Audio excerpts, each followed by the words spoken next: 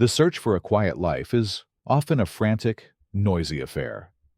I'd spent the last decade of my life in the chaotic, high-stakes world of tech startups, a universe of caffeine-fueled all-nighters, screaming servers, and the relentless pressure to innovate or die. We'd built our company from a garage project into a global software giant, and when we sold it, the payout was staggering. But the cost was a piece of my soul I was desperate to get back. I was 35 years old, officially retired, and all I wanted was the sound of water lapping against a shore and the absence of a ringing phone. I found what I was looking for at Lakeside Landing, a sprawling, private community built in the 80s around the crystal-clear jewel of Avalon Lake. It was a place with good bones, beautiful trees, stunning views, but it was showing its age. The roads were cracked, the community clubhouse was faded and sad, and a general air of neglect hung over the place. The previous owner, a faceless real estate conglomerate based 1,000 miles away, had clearly been letting it slowly decay. This was perfect. This was a project, a place to not just find peace, but to cultivate it. My first purchase was a small, rustic cabin tucked into a quiet cove, a place to serve as my base of operations. The plan was to live there, to understand the community's soul, before I began the real work. I wanted to restore Lakeside Landing, to fix the roads, renovate the clubhouse, and turn it back into the premier community it had once been. It was a passion project, a way to build something real and lasting after a career spent building things in the ethereal world of code. My very first day, the day the moving truck arrived, was the day I met the queen of this decaying kingdom. She rolled up in a golf cart that had been customized with an obnoxious flashing amber light and the words, "Lakeside Landing HOA Patrol," stenciled on the side. She was a woman in her late 50s, with a severe helmet of blonde hair, a pastel pink tracksuit, and a face that looked like it had been soured by a lifetime of sucking on lemons. "You can't park that monstrosity here," she barked, pointing a trembling, manicured finger at the moving truck. My movers, two burly, unflappable men, just glanced at her and continued working. "This is a scenic thoroughfare. You are obstructing the view of the lake." I walked over, hand outstretched, a friendly smile on my face. "Hi, I'm Leo Walker. I'm the new owner of the old Henderson cabin." She ignored my hand. "I am Cynthia Drake," she announced, her voice a reedy, powerful instrument of indignation. "I am the president of this homeowners association, and you, Mr. Walker, are starting off on the wrong foot. The bylaws clearly state that all moving vehicles must use the service entrance and be off the property by 4 p.m. I glanced at my watch. It was 10 a.m. "I'm sorry," I said, my smile not wavering. I wasn't provided with a copy of the bylaws before closing. "Ignorance is not an excuse," she sniffed. She then began to berate my movers, telling them they were scuffing the asphalt and that she would be fining me for any damages. The whole performance was so utterly, profoundly irrational that it was almost fascinating. She was a woman who had clearly mistaken a small amount of authority for absolute power. The confrontation culminated in her actually calling the police. She stood, arms crossed, as a county sheriff's deputy, a young man who looked profoundly tired of his life, rolled up. "Ma'am," the deputy said to Cynthia after I showed him my deed of ownership. "He's the legal owner. The moving truck is allowed to be here. Please let these men do their work." Cynthia's face went white with fury, then a deep, mottled red. She had been publicly overruled. She spun on her heel and stormed back to her golf cart. "This is not over, Mr. Walker," she hissed, a promise and a threat hanging in the humid air. "You will find that we have very high standards here at Lakeside Landing, and you will be held to them." I stood there, watching her golf cart disappear around the bend, and I felt a strange sense of calm. The old, analytical part of my brain, the part that had assessed hostile takeovers and disruptive market competitors, was already running calculations. Cynthia Drake was not just a nosy neighbor. She was an unstable variable in a system I had just acquired. And I knew, with a certainty that was almost comforting, that before I could fix the cracked roads and the fading clubhouse, I would first have to fix the deep, systemic rot of its leadership. My plan for a quiet, unassuming start to my life at Lakeside Landing was officially scuttled. Cynthia Drake, having been publicly humiliated on my first day, had clearly marked me as her new project. I was the nail that stuck up, and she was the hammer, determined to beat me into submission. Her first line of attack was the Homeowners Association's Book of Covenants and Bylaws, a document she wielded with the fanatical zeal of a holy inquisitor. I had begun my own, quiet renovations on my cabin. It was a beautiful old structure, but decades of neglect had taken their toll. A few of the deck boards were soft with rot, and several of the large picture windows had failed seals, leaving them permanently fogged. These were not cosmetic upgrades. They were necessary repairs to preserve the integrity of the building. To Cynthia, however, they were a declaration of war. The first notice was a $100 fine for unapproved alteration to an exterior structure. It was taped to my door, a crisp white flag of her aggression. The alteration was the single new deckboard I had installed, its fresh cedar scent a stark contrast to the weathered gray of the others. The bylaw she cited required all exterior repairs to be pre-approved in writing by the Architectural Review Committee, a committee of which she was the sole and permanent chair. I paid the fine.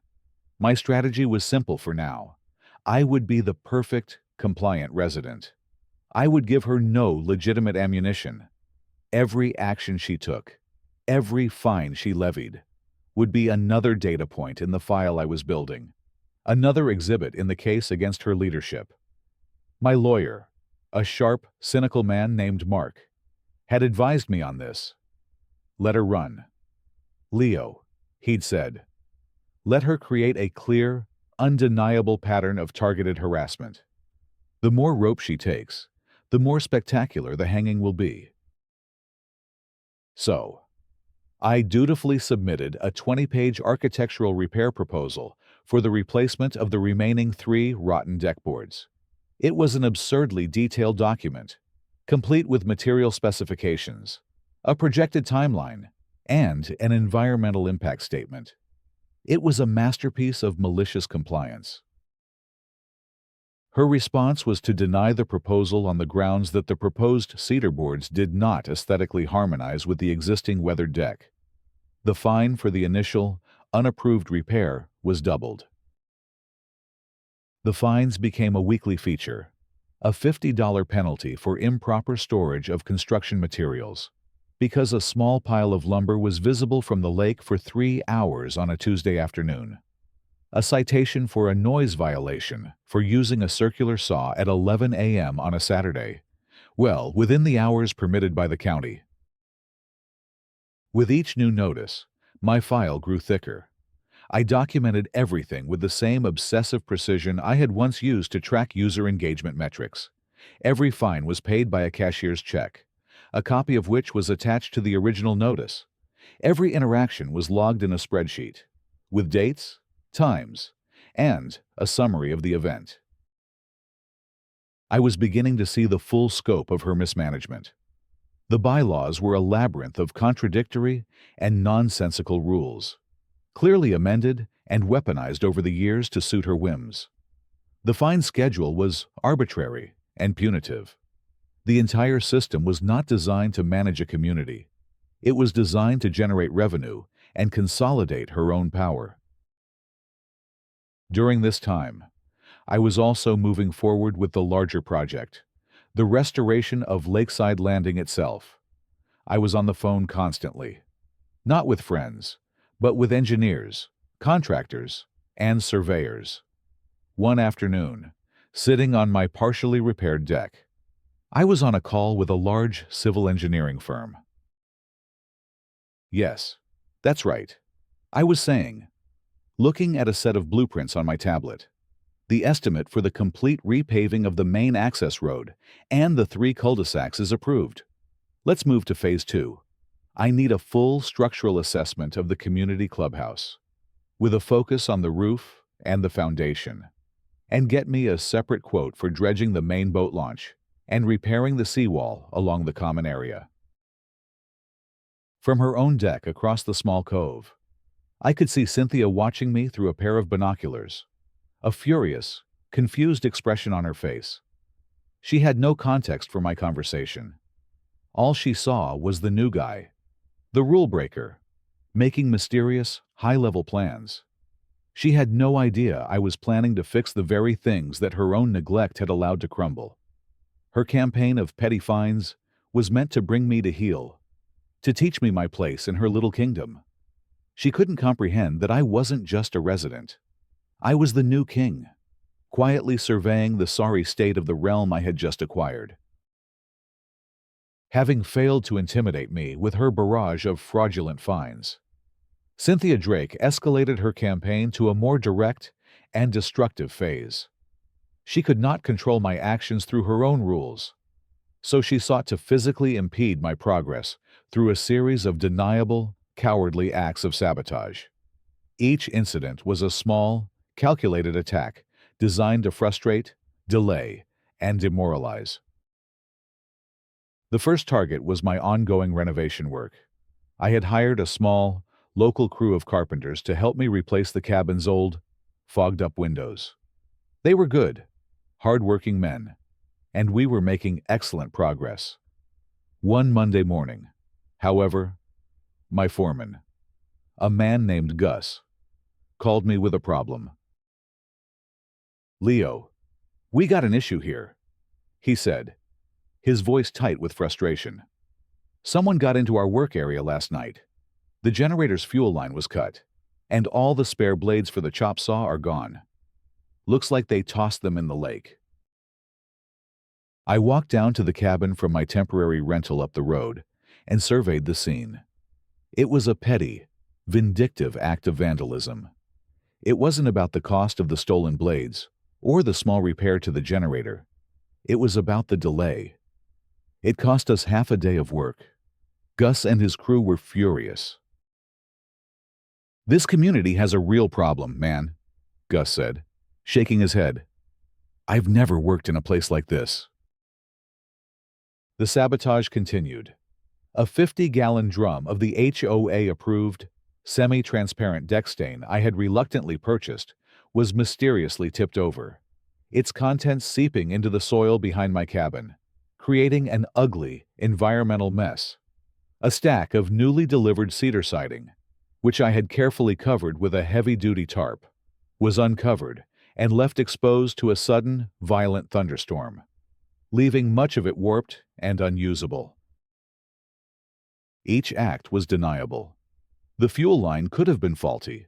The stain could have been knocked over by a deer. The tarp could have been blown off by the wind. But we both knew the truth. This was Cynthia's work, or the work of someone acting on her orders. My response was to harden the target. I installed a series of high-end, motion-activated security cameras around the property. They were discreet, but powerful, with night vision and encrypted, cloud-based storage. The footage they captured was crystal clear and legally admissible as evidence. It was during this time that my lawyer, Mark, called me with an update on the larger business transaction. "Leo, the final paperwork for the master lease agreement is ready for your signature," he said.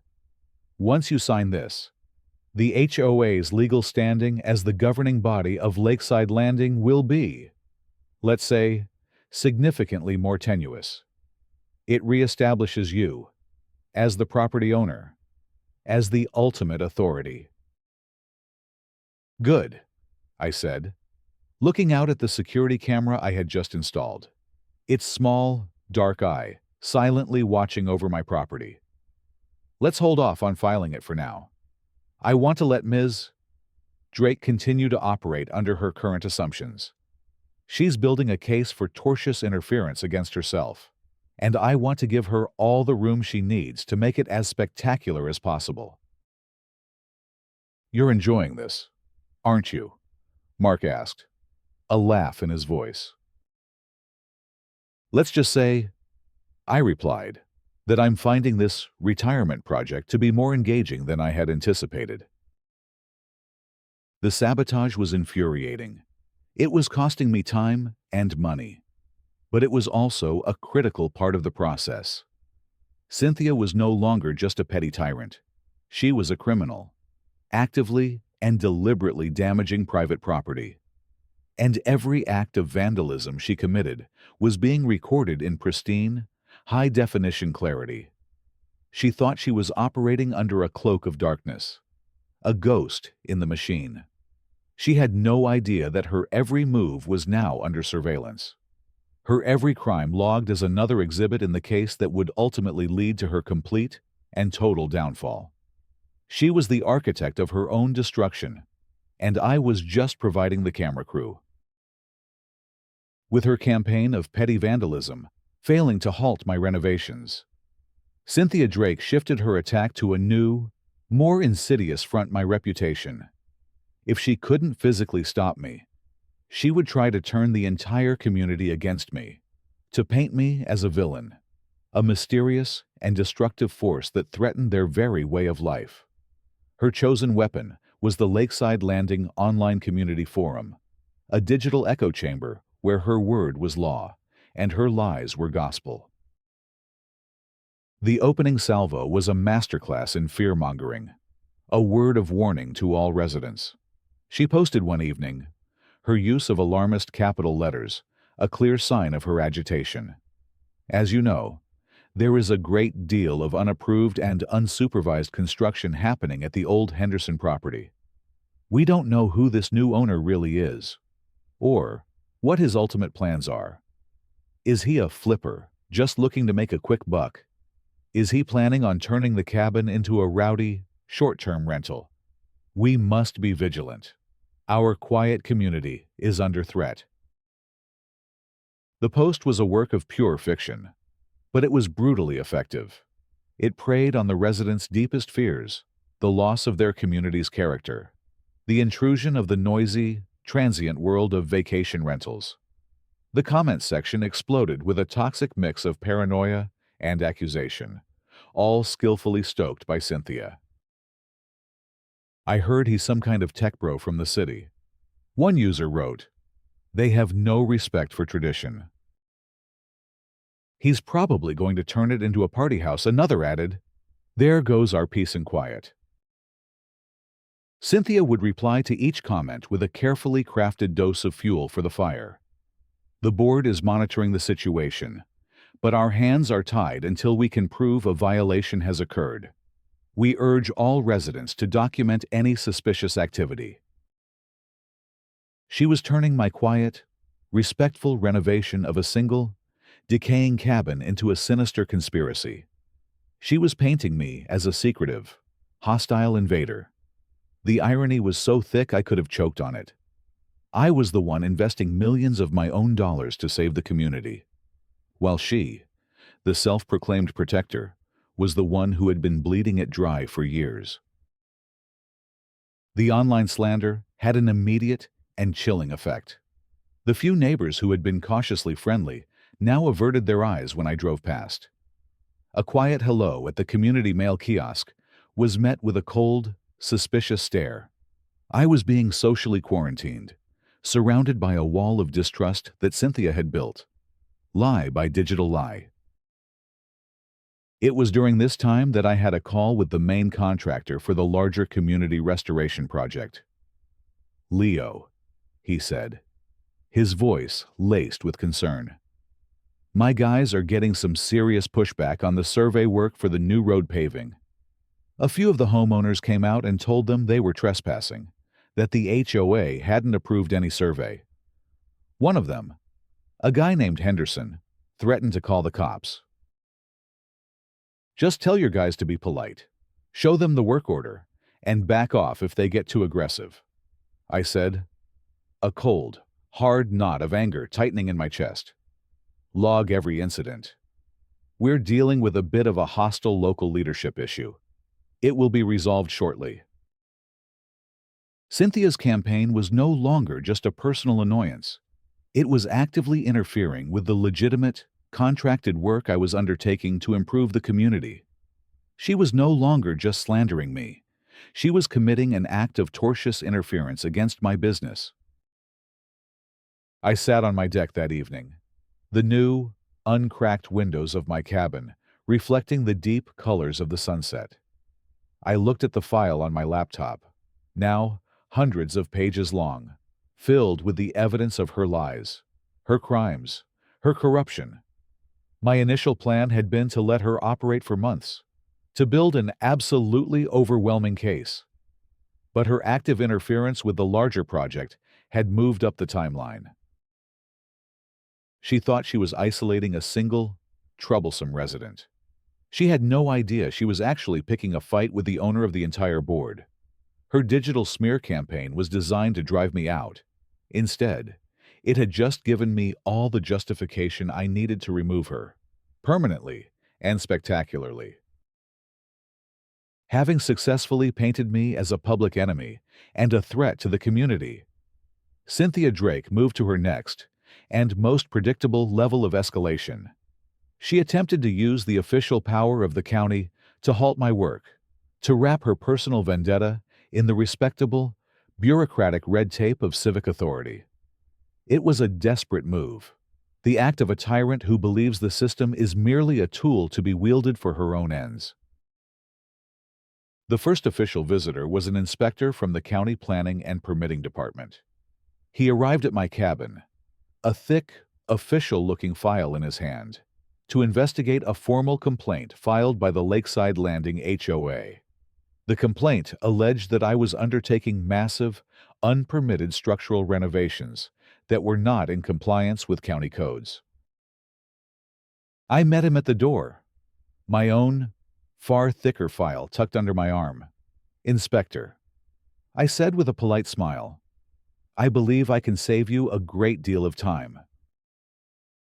I invited him in and spread my documents across the dining room table. I showed him the master deed for the entire Lakeside Landing property, clearly showing my LLC as the sole owner. I showed him the comprehensive renovation plan I had filed with the county a month prior, a plan that covered not just my cabin, but the roads, the clubhouse, and the community docks. And I showed him the full set of permits, all approved and signed by his own department head.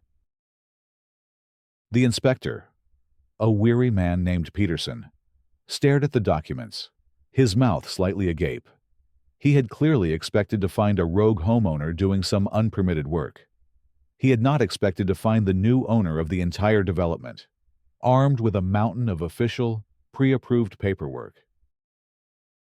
"Mr. Walker," he said, shaking his head as he looked through the permits. This is the most thorough private development plan I've ever seen. The complaint alleges you're doing this without permits." The complainant, Ms. Drake, seems to be operating under a number of misapprehensions, I said carefully. She also seems to believe she has the authority to approve or deny work on a property that I, in fact, own. Inspector Peterson's face hardened. "I see," he said, a note of anger in his voice. "Filing a deliberately false complaint is a serious offense. Mr. Walker, it wastes thousands of dollars in taxpayer money and our inspector's valuable time. I will be including a full summary of this visit in my report, and I will be recommending that the district attorney look into Ms. Drake's pattern of filing these misapprehensions." The next attack came from the county health department. A complaint had been filed, alleging that the debris from my cabin renovation constituted an uncontrolled public health hazard, attracting vermin and risking contamination of the lake. A young, earnest health inspector arrived, ready to do battle. I walked her through the worksite, pointing out our professional, fully contained debris container, the daily cleanup protocol we followed, and the perimeter fencing we had erected to contain any dust.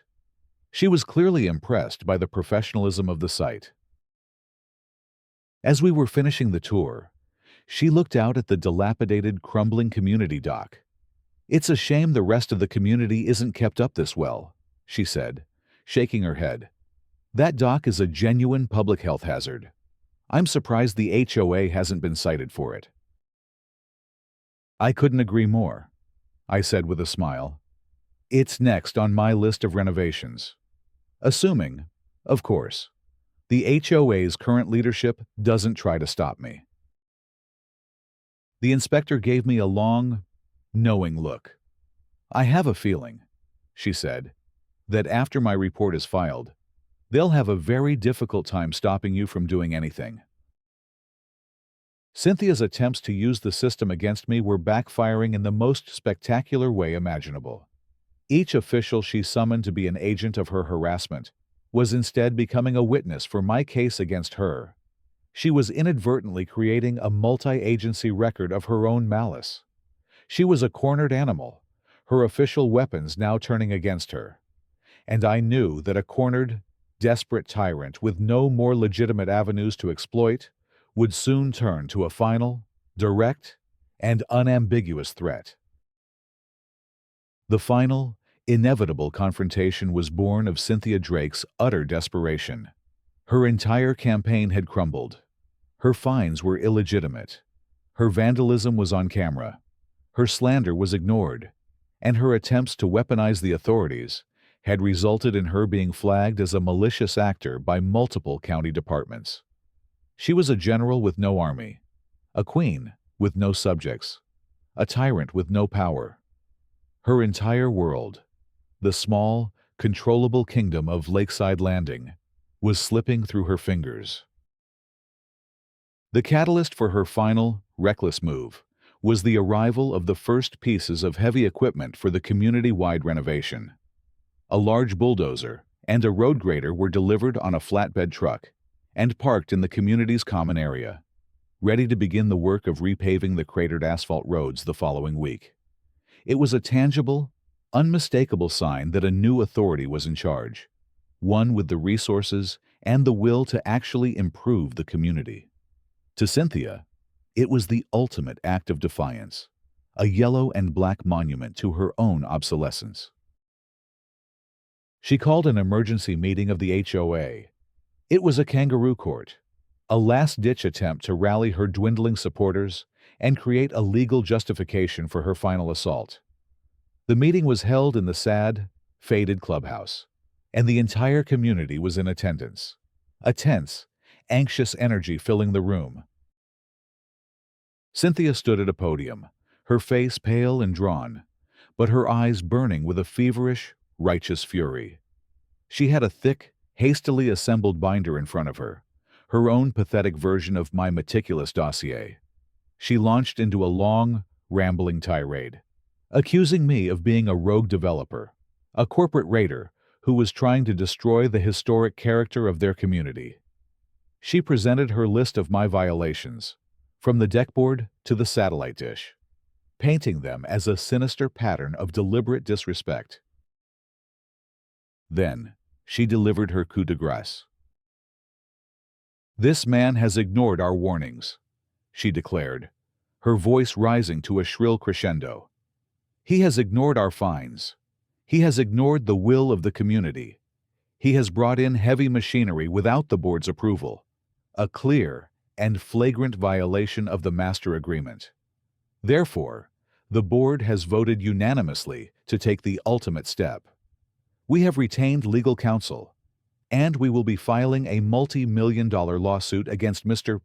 Walker and his shell corporation for damages and an immediate, binding injunction to cease and desist all work, permanently."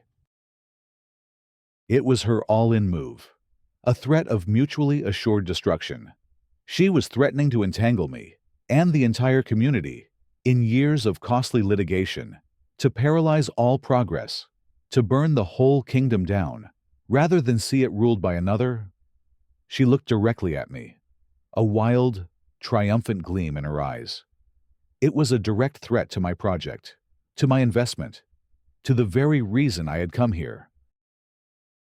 I let the chaotic murmuring of the homeowners die down.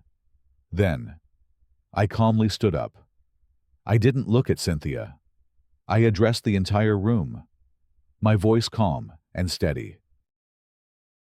I said, that it's time I properly introduced myself. This was it. The moment I had been waiting for. The moment the quiet, unassuming new neighbor would finally pull back the curtain. The lawsuit, the injunction that was her final, most serious threat. And it was time for me to neutralize it, completely and permanently. The air in the clubhouse was thick with a mixture of fear, confusion, and Cynthia's righteous, triumphant fury. She stood at her podium, basking in the power of her final, devastating announcement. Her lawyer, a slick, predatory-looking man in a cheap suit, theatrically held up a thick sheaf of papers, the threatened lawsuit, for all to see. The homeowners murmured amongst themselves, their faces a gallery of anxiety. They were caught in the crossfire, their homes and their futures held hostage by Cynthia's insane, self-destructive war. I remained standing, a small, calm island in the sea of chaos. "My name is Leo Walker," I began, my voice clear and carrying easily through the stuffy room. "And it is true that I am a new resident here. It is true that I have been undertaking renovations. And it is true that I have brought in equipment to begin the long overdue process of repairing the infrastructure of this community." I paused, letting my eyes sweep across the room, meeting the gazes of my anxious neighbors. What Ms. Drake has failed to understand. However, I continued, my voice still perfectly even, is the actual nature of my investment in Lakeside Landing. I turned my attention, for the first time, directly to Cynthia. Her triumphant smirk was beginning to falter, replaced by a flicker of confused uncertainty. "You see, Cynthia," I said, "I didn't just buy the old Henderson cabin. 3 months ago, my investment firm, Walker Capital Holdings, purchased the entirety of the Lakeside Landing development property from the absentee corporation that has neglected it for so long. I didn't just buy a house. I bought the company." A collective, audible gasp went through the room. Cynthia's face, which had been flushed with victory, went a ghostly, corpse-like white. Her mouth opened, but no sound came out. The lawyer beside her froze, his hand still holding the lawsuit aloft, looking suddenly ridiculous. The power dynamic in the room didn't just flip, it was annihilated. "I own the land," I continued, my voice a relentless, logical hammer of truth. "I own the roads you drive on. I own the common areas. I own the clubhouse we are currently standing in. And, as per the original development plan filed with the county in 1982, the Lakeside Landing Homeowners Association is not a sovereign entity. It is a tenant organization, operating under a master lease agreement with the legal owner of the property. The owner, Cynthia," I said, my voice dropping to a near whisper, "is me." I let that sink in for a moment. The full, devastating scope of her miscalculation was dawning on her face, her eyes wide with a dawning, animal panic. "For the past 3 months," I went on, my voice now hard as steel, "you, as the president of that tenant organization, have been engaged in a campaign of targeted harassment against your landlord. You have levied thousands of dollars in fraudulent fines against me. You have repeatedly and deliberately damaged my property assets, which are, in fact, owned by my company. You have slandered me and actively interfered with my legal, contractually obligated work to improve this community. And now, I gestured to the papers in her lawyer's hand. You have threatened to file a frivolous, bad faith lawsuit against the very entity that grants your organization the right to exist.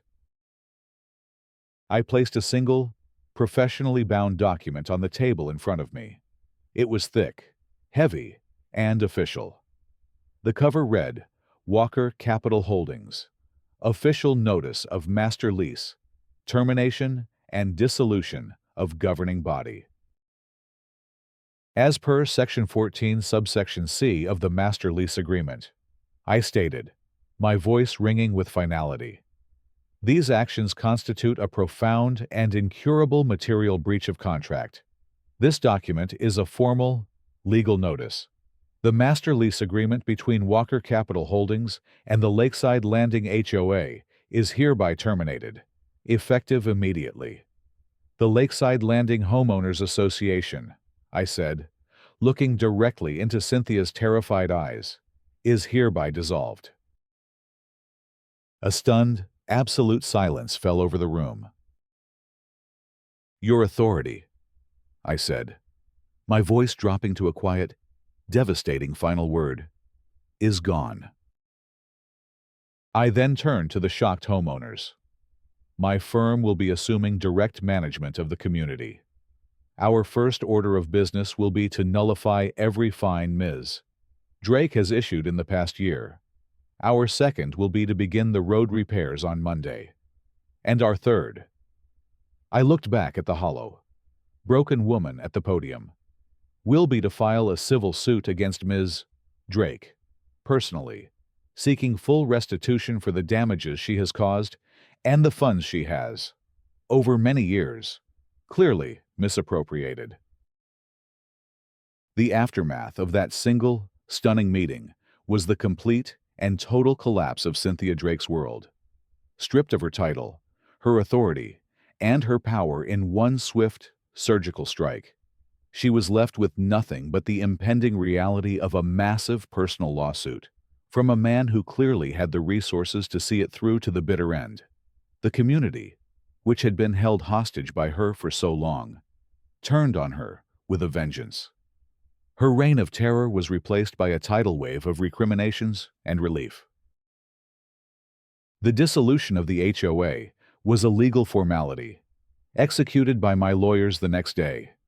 The community's finances were frozen, and a forensic audit was launched, which quickly uncovered years of systematic embezzlement and fraud.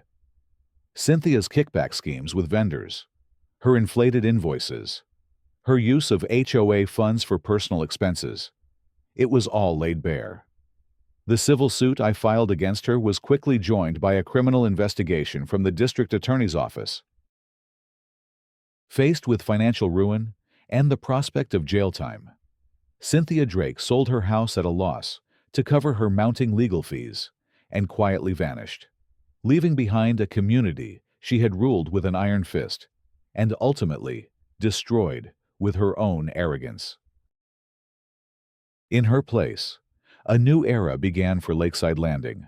As the new, direct manager of the community, my firm made good on our promises.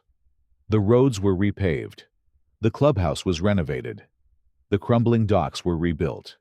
We established a simple, transparent community board, an advisory panel of residents with a real voice, but without the dictatorial power of the old HOA. The monthly dues were cut in half. My life at the cabin finally became the quiet, productive sanctuary I had always dreamed of. The renovations were completed, the new windows offering a clear, unobstructed view of the lake. I spent my days writing, my evenings by the fire pit, the silence broken only by the sound of the loons. I had come to Lakeside Landing seeking a quiet escape, only to find myself in a war. But in the end, by using the skills and resources from my old, noisy life, I had not only secured my own peace, but had liberated an entire community. I had bought a decaying kingdom ruled by a petty tyrant, and by deposing her, had transformed it into a thriving, peaceful refuge for everyone.